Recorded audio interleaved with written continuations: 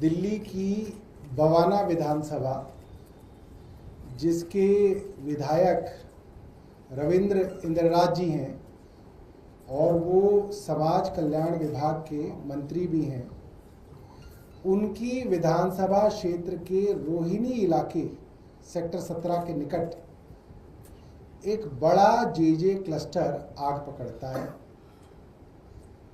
कल हम वहां पे गए तो वहां पे रहने वाले लोगों ने हमें बताया कि ये आग करीब 11 से 11:30 के बीच में वहां पे लगी। मात्र 5 मिनट की दूरी पर फायर स्टेशन है, आप जाके देख सकते हैं। 5 मिनट की दूरी तय करने में हमें बताया गया करीब 2 घंटे फायर ब्रिगेड को लगे। जब तक फायर ब्रिगेड आई, आप सोचिए जब फायर ब्रिगेड आती है तो लोग उसकी मदद करते हैं कि फायर ब्रिगेड आ गई, आग बुझाई जाएगी, मगर लोगों ने पत्थरबाजी की। क्योंकि जब तक फायर ब्रिगेड आई तब तक वहां सब कुछ जल के खाक हो चुका था। फायर ब्रिगेड सिर्फ खाना पूर्ति करने के लिए आई। उस जेजे क्लस्टर के अंदर 2 छोटे छोटे बच्चे जल के पूरी तरीके से जो है खाक में मिल गए थे, सिर्फ हड्डियां उनकी बची थी। और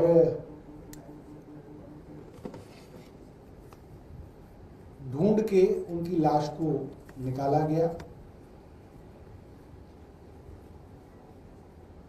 वहां पे जब हम लोग पहुंचे कल रात को करीब 9:30 बजे, वहां पे हमारे कई विधायक और पार्षद साथी भी थे।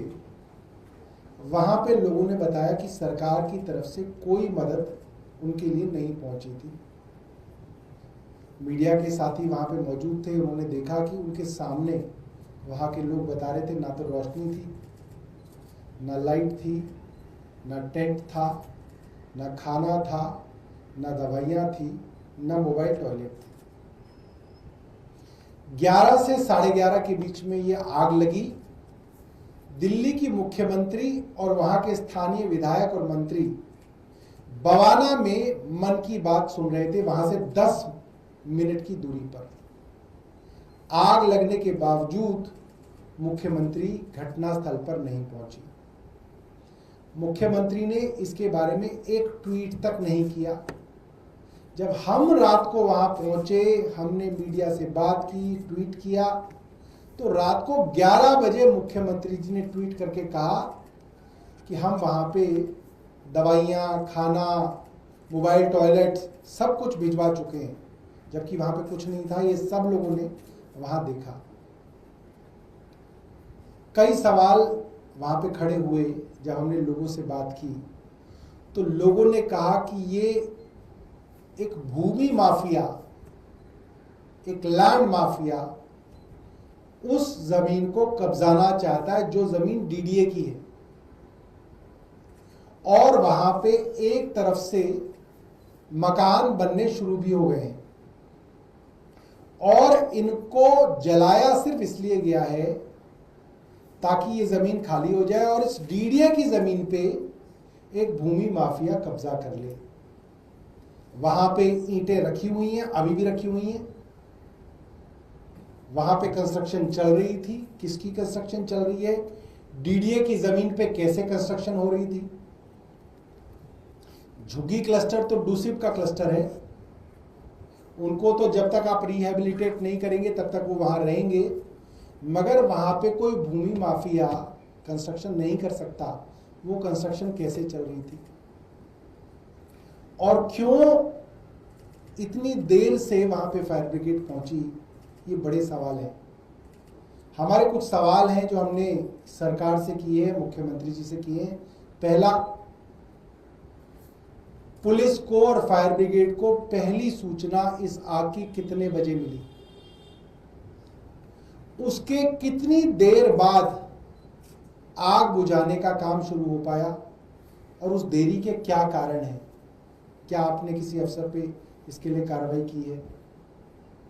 मुख्यमंत्री जी को इस हादसे की सूचना कितने बजे मिली, बाकायदा उनकी सेक्रेटरी की, पुलिस की, दमकल विभाग की जिम्मेदारी है कि इसकी सूचना मुख्यमंत्री को दी गई होगी।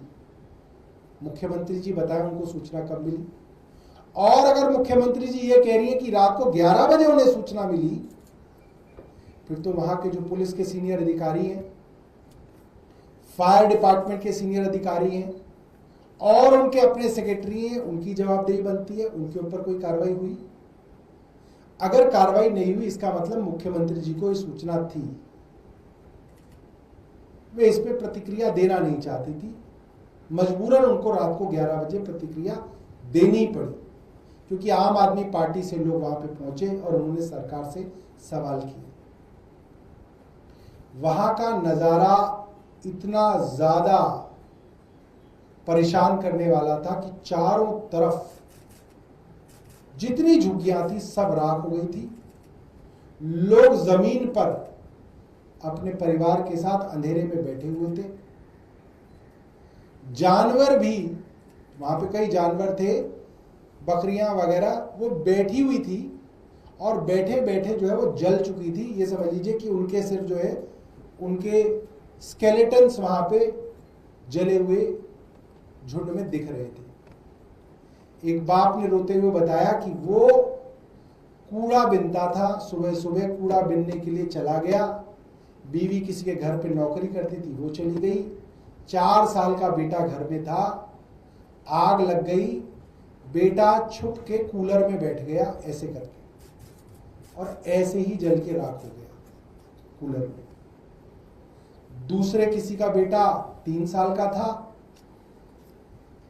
एक बच्चे को बचा पाया, जब तक दूसरे बच्चे को बचाता तब तक आग बहुत भीषण हो गई, वो राख हो गया बच्चा।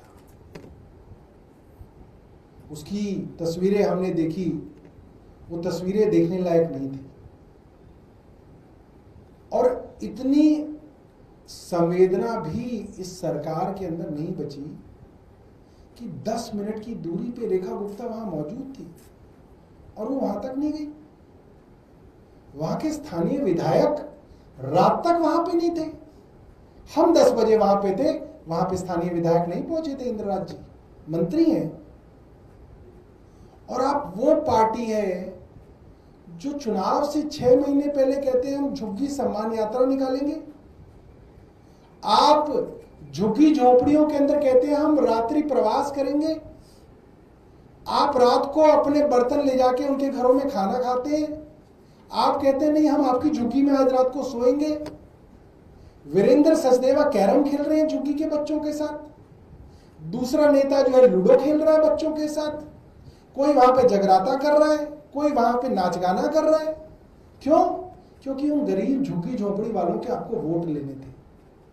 उन गरीब से गरीब लोगों से भी गरीब भारतीय जनता पार्टी है, क्योंकि भारतीय जनता पार्टी वाले हाथ फैला के उनसे मांगने गए, वो नहीं आए इनके पास मांगने, ये मांगने गए उनसे वोट। और उनकी वोट लेने के बाद ये इतने बेशर्म हो गए कि इन्होंने फायर ब्रिगेड तक समय पर नहीं भेजी। बच्चे जल के मर गए, इनके पास वहां जाने का समय नहीं मिला। इससे ज्यादा घटिया बात क्या हो सकती है? और किसी दूर दराज के इलाके में हो तो चलो हो सकता है, आप दिल्ली के दिल्ली 10 मिनट के डिस्टेंस पे आप नहीं गए तो बड़ी बेशर्मी की बात है, बड़ी घटिया बात है। और मुझे लगता है कि अभी तक तो मैंने ऐसा उदाहरण अपने जीवन में नहीं देखा कि इतनी घटिया भी कोई सरकार हो सकती है जिस सरकार को आज दिल्ली के अंदर चुना गया है। और मेरे पास शब्द नहीं है कि मैं किन शब्दों के अंदर रेखा गुप्ता जी और उनके विधायक मंत्री की जो है मैं किन शब्दों में उनकी निंदा करूं। ये बहुत निंदनीय है। आपके पास कोई प्रश्न हो तो आप पूछ सकते हैं। इसके अलावा कुछ अभी भारत सरकार ने पाकिस्तान के 16 यूट्यूब चैनल्स पे प्रतिबंध लगाया जो भारत में नहीं चलेंगे, करीब कलेक्टिव 63। मैंने तो आपको पहले ही बताया था, चीन ने हमारी 4000 किलोमीटर जगह कब्जा कर ली, हमने टिकटॉक बैन कर दिया था। उन्होंने हमारे 28 मां भारती के सपूतों को गोली मार दी, हमने उनका यूट्यूब चैनल बैन कर दिया। शर्म ही नहीं आती सरकार को ये बताते हुए भी, भाई बहुत बड़ा काम कर दिया आपने। आपके नाम पे तो यूनाइटेड नेशंस के अंदर तालियां बजनी चाहिए। अरे आप कुछ तो करिए। टेररिस्ट आपकी नाक के नीचे आपके देश में 200 किलोमीटर आ गए, असला बारूद लेके आ गए, एक एक आदमी को चुन चुन के मारा गया, 1.5 घंटे तक आदमी जिंदा था, आपकी वहां पे एम्बुलेंस नहीं पहुंची, आपने उसको मेडिकल हेल्प नहीं की, आपकी कोई जवाबदेही नहीं है, और अपनी पीठ थपथपाने के लिए रोज झूठ बोले जाते हैं। कभी कहते हैं कि हम जो है सिंधु नदी का पानी रोक देंगे। कैसे रोक दोगे, क्या प्लान है, वो नहीं बताएंगे। कब रोक दोगे, वो नहीं बताएंगे। क्या रोकना संभव है, ये नहीं बताएंगे। अब कह रहे हैं हमने यूट्यूब चैनल बैन कर दिया, बहुत बड़ा काम कर दिया। इसके लिए तो बहुत बड़ा जो है आपको जो है अवार्ड मिलना चाहिए। अरे कुछ करिए, कुछ करके दिखाइए। प्रधानमंत्री जी जब मुख्यमंत्री थे तो कितनी बड़ी बड़ी बातें करते थे। गिरिराज सिंह कहते थे कि अगर प्रधानमंत्री नरेंद्र मोदी होंगे तो आप तक तो हम जो है क्या कहते हैं इस्लामाबाद तक पहुंच गए होते। अब ये जो है यूट्यूब चैनल बैन करके अपनी पीठ थपथपा रहे हैं। बहुत शर्म की बात है। सरकार को कुछ कॉन्क्रीट करना चाहिए। ये टिकटॉक बैन करके, यूट्यूब बैन करके जो है आप 28 माँ भारती के बच्चों का बदला नहीं ले सकते। आपको कुछ कॉन्क्रीट करना पड़ेगा।